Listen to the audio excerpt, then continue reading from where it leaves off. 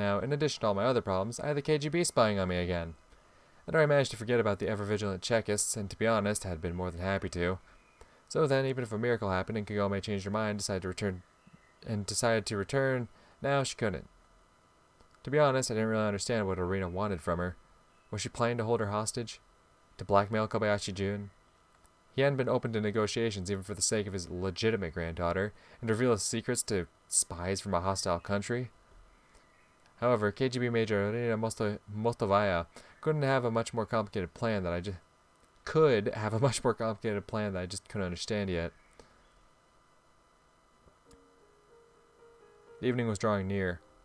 The outside seemed to have frozen solid, like in the paintings 19th century Russian artists I had seen in the Tretyakov gallery when I was a child.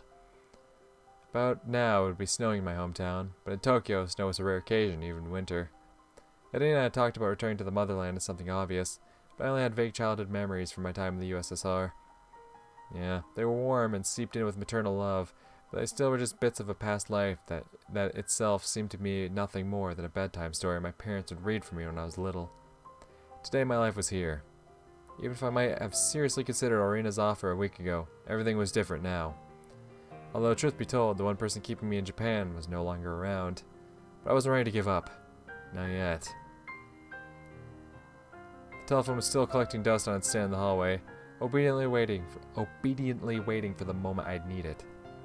I remember when I was a child, it often seemed to me that inanimate objects had feelings too.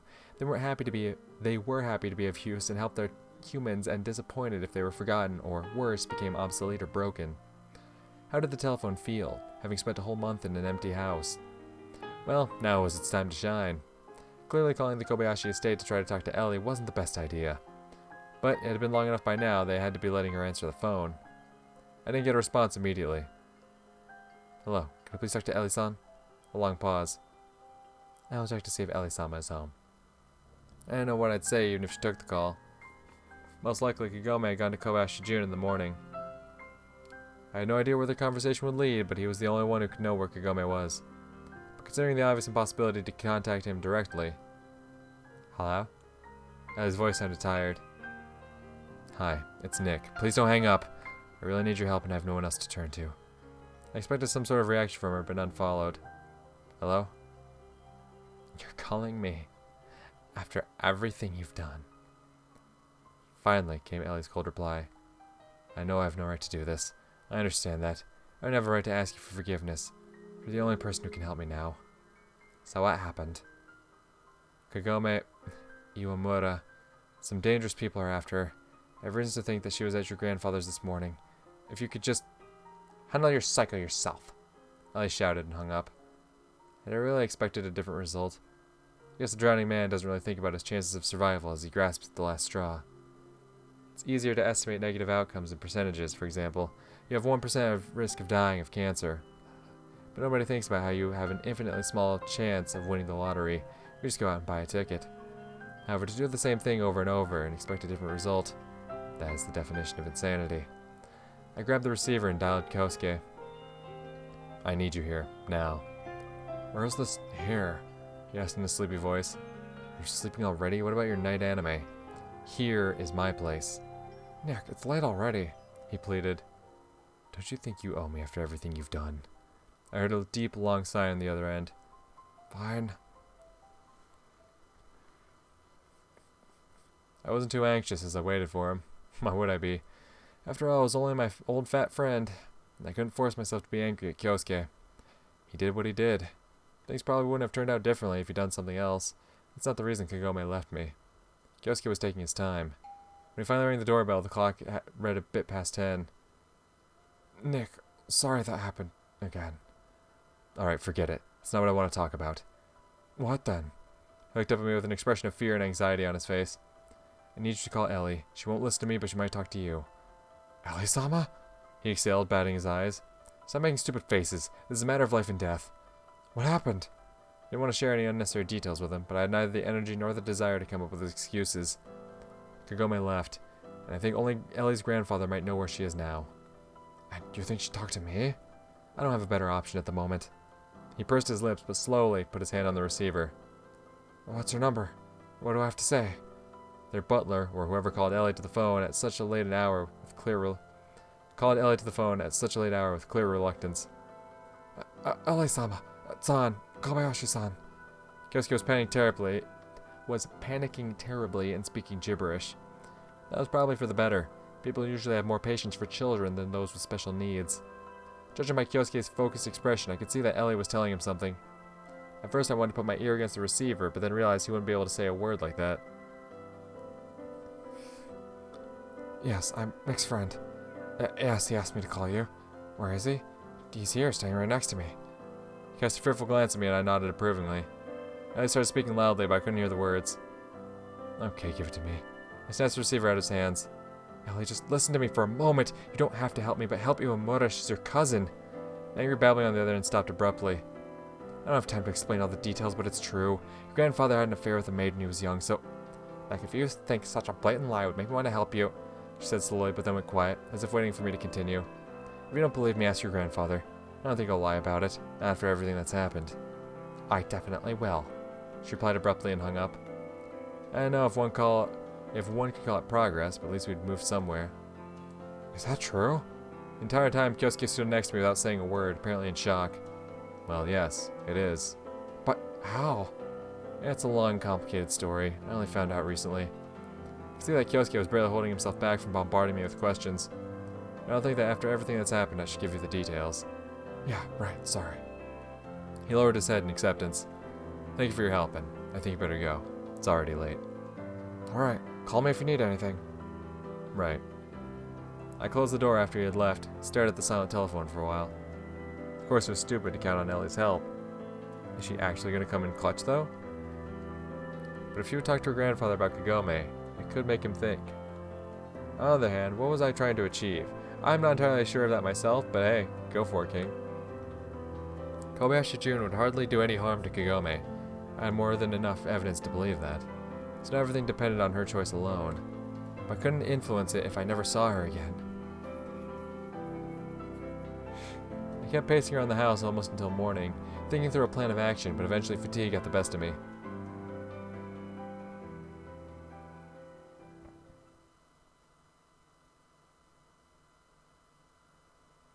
November 1st. Let's go. Let's go.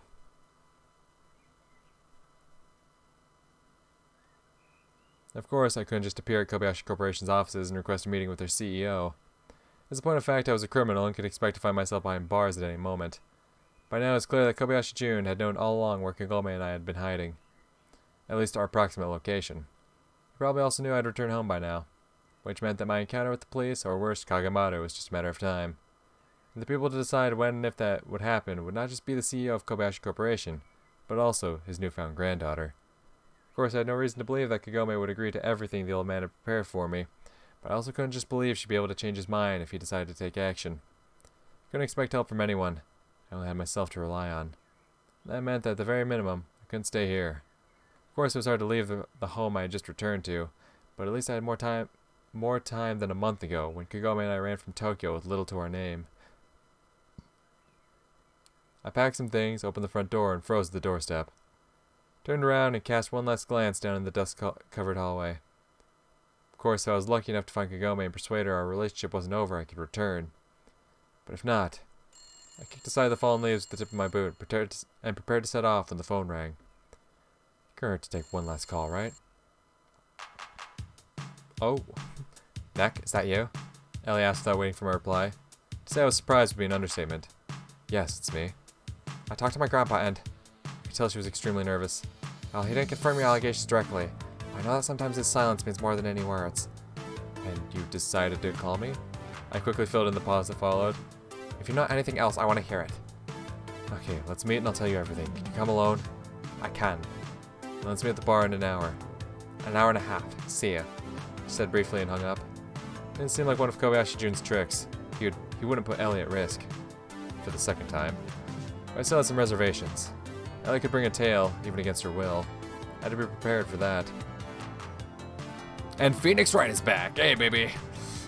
Our meeting wasn't for an hour and a half, but I hurried to the bar at full speed. When I stormed in and looked at the surprised bartender, the clock read 2. Oh, Goya, I haven't seen you in a while. There have been rumors lately. No time for that. Need to ask you a favor, as a friend. No, I'm listening. I'm having a meeting with a girl at your bar in a bit, but I'm afraid she might be followed, so there's something I want to ask you to do. You don't have any customers yet anyway. I made a wide gesture indicating the empty tables. When she comes, call her in and close the bar. If someone tries to break in, we'll leave through the back door. I remember you having one, right? There are easy ways to meet with a girl in private. His salacious smile didn't suit the situation at all. It's not about that. I have far more important things on my mind than hooking up with broads. It's a matter of life and death. The bartender's expression changed, and he stared intensely at me for a while, as if trying to recall a theorem long forgotten. And what if someone comes before her? Well, then close the bar down now. I don't know. He paused before replying. Fine, but only for you. There's no need to tell the bartender what was really going on, and neither had I any desire to. So I just kept sitting at the counter with a glass of water. So, no beer for you? I need a clear mind. I see. So anyway, where have you been? Or is that a secret too? I was working as a miner. I smirked sadly. You? A miner? The bartender laughed loudly and banged his fist against the counter a few times. Yeah, I get it. It's a good joke. I raised my arm and flexed my bicep. The bartender's smile vanished at once. I had to leave Tokyo for a while because I got in the way of the wrong people. What people? Suddenly squinted suspiciously and became unexpectedly seriously.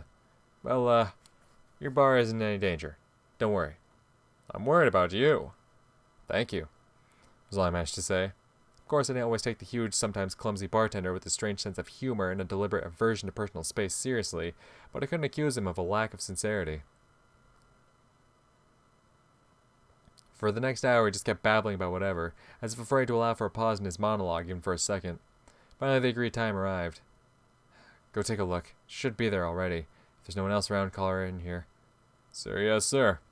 He saluted like a seasoned veteran and rushed outside. It didn't even take a minute for the door to open again. Ellie walked downstairs, accompanied by the sound of a bolt locking into place. The girl stepped at the counter, looked at me, then checked her surroundings, confused. What's this all for, Nick? Do you want to kidnapping me again? She asked with more surprise than fear. I could have been followed. I invited her to sit at a table in the far corner of the bar. The bartender stayed behind the counter, gave me a nod, and returned to his business, his whole demeanor trying to make it clear that he wasn't eavesdropping. You don't think much of me after all. I'm not accusing you of bringing someone along, but they could be following you without you knowing.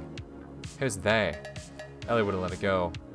Whatever, it doesn't matter, forget it. Let's just say I'm more comfortable here than outside. I don't even know why I'm here and why I'm talking to you after what you and that girl did to me. And now you're calling her my cousin? Thank God she's not a sister. She smirked bitterly. I only just found out recently. I'm as surprised as you are. But if you think about it, it all makes sense. After kidnapping you, sorry again, it was difficult for me to look into her big piercing eyes. Had I ever apologized to her for the kidnapping? I couldn't remember. Well, I mean, I thought that something was off. Your grandfather could have easily captured us, but he didn't. Everything went too smoothly, like in some kind of spy movie. Until now, we've been hiding in a mining village, and I could believe that we managed to hide from your corporation. But when we returned to Tokyo, it turned out that Kyosuke had been lying to me, and Kagome's grandfather had been in the hands of Kobayashi Corporation all this time. So what point are you trying to make? What does that have to do with us being related? Ellie interrupted me, irritated. I patiently continued. Think for yourself. If your grandfather could have busted us at any moment, why didn't he? I don't know. What does it matter? It was obvious that Ellie wasn't going to delve into my complex logical analysis. Okay, fine. But you spoke to him yesterday, right? I did. Ellie replied somewhat absent-mindedly. So what did he say? Nothing in particular. His silence means more than any words, to quote you. So what? Ellie kept being stubborn, like a person unwilling to acknowledge the obvious but painful truth. So he's perfectly aware of the fact that Kagome is his granddaughter. Nick, this isn't enough. Your words are the words of my kidnapper. I shouldn't even be here. I should have actually brought the police with me. She was saying this fueled by emotion. It was more anger at herself than resentment towards me. If you'd been 100% sure I was lying, you wouldn't have come here. She bit her lip, turned away, and stared at the bartender, who was slowly, and even somewhat desperately, wiping glasses at the far side of the counter. Let's say I believe you. What do you want from me? I smiled and straightened my shoulders, stiff from the tension. As it happens, Kagome has decided that it was too dangerous for us to stay together and left. I'm sure she had nowhere else to go but to her grandfather. I don't know what she's going to do next, but it doesn't seem like a good idea to me. So you want me to be your Cupid after everything you two have put me through? She asked with clear hostility. Even if we're related, that doesn't mean anything. Well, in reality, it rather looked like I was trying to save my own skin. With Kagome around, I'd be safe from Kobayashi Corporation. Most terrifying was the fact that I wasn't sure whether that wasn't my primary goal. You have a right to think that. To think what? Ellie gave me a confused look. Seemed like I'd been talking to myself there. You don't owe me or Kagome anything. I'm just asking you as a friend, as a human. Asking what, Nick? You can talk to your grandfather and find out where Kagome is now. If I could only see her for a couple minutes. Ellie pulled back, crossed her legs, and brought a thoughtful expression to her face, as if trying to solve a complicated mathematical problem. Why would I do that? Believe it or not, I don't need a sister like that. Then we can help each other. Uemura isn't particularly interested in becoming a Kobayashi either. To a certain extent, that was true. Kagome had plenty of time to remind Kobayashi Jun of her existence, but she'd never done it. Right now, she's at my grandfather's, according to you. Ellie was also right in her own way. She had to go. There was no other choice. Next thing you'll say, she sacrificed herself to save you. She smirked almost contemptuously. Well, I wouldn't go that far. Then what do you need, Nick? What is this all for? You look like a completely desperate man, trying everything you can, even the most impossible option. I fidgeted in the chair and started looking all over, as if trying to find support somewhere. But the bartender kept polishing his beer mugs, and there was no one else at the bar except me and Ellie. My plan was falling apart like a house of cards. Well, to be frank, I didn't have a plan to begin with. Ellie was right about that. Even if so, I don't see how you can help me. It all depends on my grandfather, and I'm not going to cross him anymore. Even if he legitimizes Uemura? Well, it's like you said, she is his granddaughter, isn't he? Ellie said coldly, stood up and slowly walked toward the exit. I had no reason to stop her. There's nothing else I could say. Ellie looked at the bartender and ordered him in an imperative tone. Let me out of here. The bartender first looked at me cautiously, but immediately realized that he had no right to keep her there, and dashed to unlock the front door.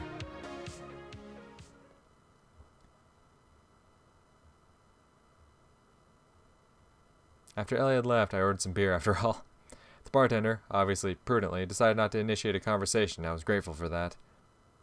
Do you think? I haven't heard anything. Didn't eavesdrop at all. He immediately shouted and waved his hands. In reality, we would have had to be whispering in each other's ears to not be heard in such a tiny bar. So in that regard, I had no problems with him. Do you think I can show up at Kobayashi Corporation in the middle of the day and demand a meeting with Kobayashi Jun? He thought it through carefully, and then he replied very seriously. No, I wouldn't. Yeah, I guess it's a stupid idea. Thanks for the beer. I reached in my pocket for money, but the bartender stopped me immediately. On the house. What are you going to do now, Kolya? What would you do if you were me? If nothing is keeping you here. He started, but then his expression changed and he smiled. Well, it's up to you. I immediately recalled Irina's words, her sacrilegious offer to give her Kagome to secure my own safety. Of course I couldn't do that, but I also saw no safe future for myself in Tokyo. I hope we'll see each other again. I said briefly, stood up and left the bar that had become one of my favorite places in this city. Humans estimate distances based on their memories of maps and globes, so it's hard for us to visualize them on a cosmic scale. A flight from the Earth to the Moon would seem just as long to you as a voyage across the ocean if you never left your own neck of the woods.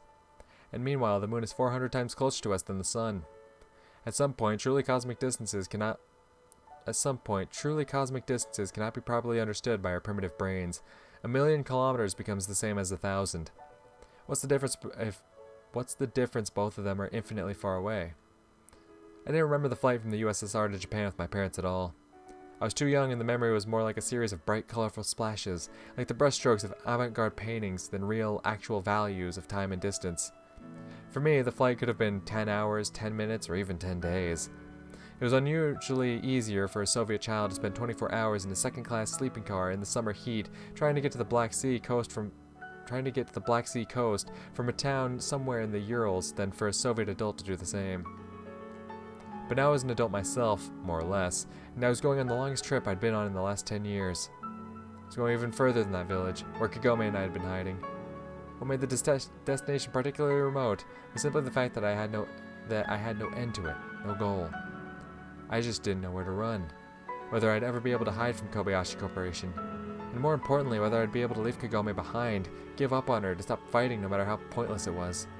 But each time the universe made it more and more clear that our relationship had never had a future. It had been complicated enough when Kagome was still only Akira Shinji's daughter.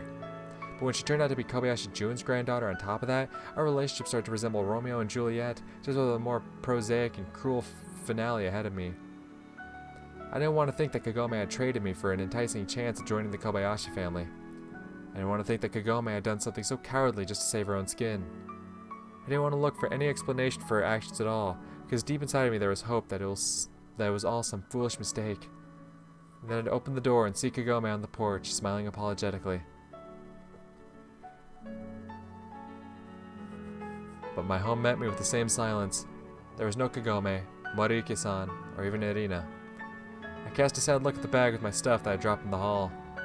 Couldn't even really say what the saddest part was. The fact that I would have to leave this home behind forever, or that my bag turned out to be so light. But I could no longer live in the dark. It is better to retreat now, collect my thoughts, regroup in a safe place, to fight for what's dear to me with renewed strength. I guess I didn't entirely believe that myself, but I had always the strange ability to pull myself together at critical moments. An important clarification, at critical moments that weren't helpless. In the same way, I was desperately clinging to the belief that not all was lost.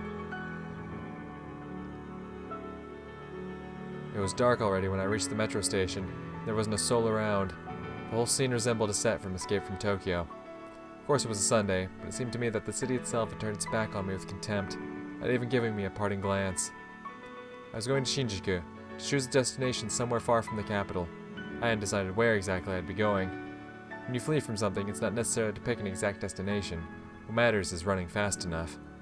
I sighed and was about to get to the station when a piece of paper lying on the ground caught my attention.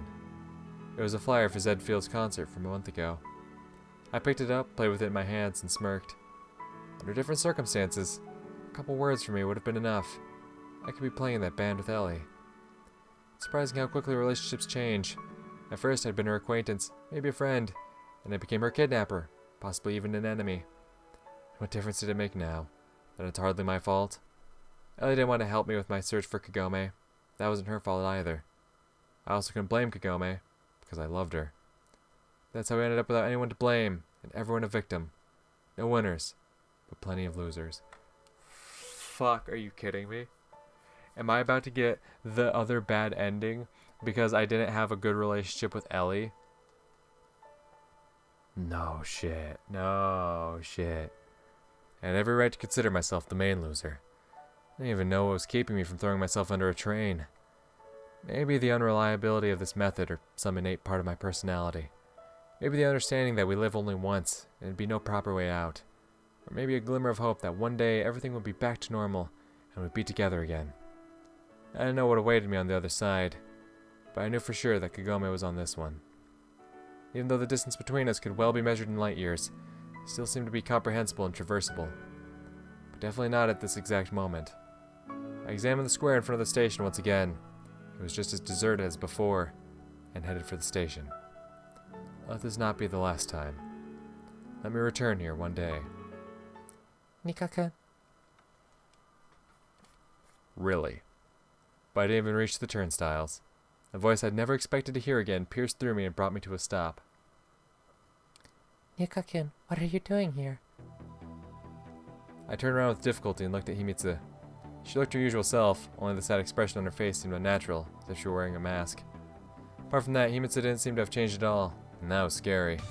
Of course, I didn't expect her to lash out and try to hit me, but her calmness, even indifference, seemed unnatural. Wasn't she worried at all about what had happened at that festival? I, on the other hand, was much too worried. Hi there. What's brought you here? Of course, we could have also run into one another at my house yesterday, or even earlier. I haven't been following you, don't worry. I'm not worried at all. My voice sounded like I was offended, that surprised even myself. So you told your father. She pursed her lips and lowered her eyes, trying to show that she was offended. I'm not going to accuse you of anything. See, I had to come back to Tokyo because right after our conversations, people came to the hotel where I'd been living. People looking for me, Himitsu. Maybe not just you, Nikka-kun, but Iwamura-senpai too. Finally, she looked up to me angrily. Most likely, what difference does it make? If you hadn't gotten involved with her... Come on, sunshine. I flung my arms up in the air and turned around. There still wasn't a soul in front of the station. It's not even about Kagome at all. I was involved in kidnapping Ellie, even if indirectly. That fact alone is more than enough for her grandfather. You've made life difficult for me, not Iwamura. As long as you stand by her. Do you see her anywhere? I interrupted Himitsu, spreading my arms wide. Kagome has decided that I'm in danger as long as I stay with her. That's a wise decision. Himitsu scoffed maliciously. Wasn't like her at all. I don't think so. That sort of reaction from her offended me, but I had nothing to object with. Do you really love her, Nico-kun? What does that have to do with... Although at this moment the question was actually appropriate. I was holding a bag with my things and was about to leave Tokyo forever. So I was running away from love? Yes, I do, I replied quietly. And what are you doing here? Himitsu cast a glance at the bag. I was trying to meet Kagome. She... Wait. Did I have a right to tell Himitsu about Kagome's relation to the Kobayashi family? New circumstances have emerged recently. What circumstances? What circumstances? I feel more and more clear that I was backing myself into a corner. Let's put it this way. Kagome probably isn't in danger, unlike me. And that's why you've decided to leave? You could say that. I was ready to acknowledge my complete defeat. Nico-kun, you just had to accept my help. You mean your father's help? Isn't that the same thing? No, and the fact that you don't understand that makes it even worse. Even worse than what? I don't know what. Than everything. If we hadn't met back then in the village...